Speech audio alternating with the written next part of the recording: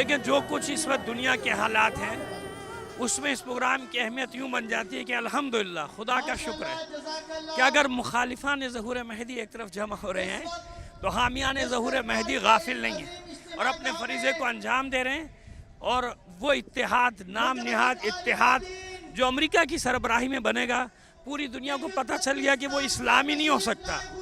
جس پر اسلام پر lecture Trump دے گا وہ اتحاد اسلامی نہیں ہو سکتا۔ لہذا اگر سفیانی طاقتیں جمع ہو رہی ہیں تو ایک طرف مہدی کا لشکر بھی الحمدللہ خدا کے فضل و کرم سے جمع ہو رہا ہے، اور پوری ملت تشیع کو یہ یقین کر لینا چاہیے کہ انشاءاللہ ہم عصر ظہور میں ہیں۔ کوئی وقت کا تعین نہیں کر سکتا، لیکن حالات بتا رہے ہیں، علامات بتا رہی ہیں کہ ہمارا امام پردہ غیب سے ظاہر ہونے کو ہے، اور کوئی گھبرانے کی بات نہیں ہے۔ ان سے بڑے بڑے بحرانوں سے ملت گزری ہے، کربلا سے لے کر آج تک۔ جب اسلام پر وقت پڑا ہے، اسلام کے حقیقی وارث میدان میں آئے ہیں۔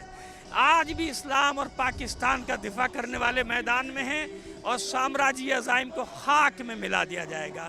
اپنی سرحدوں کا بھی دفاع کریں گے، اپنے مذہب کا بھی دفاع کریں گے انشاءاللہ۔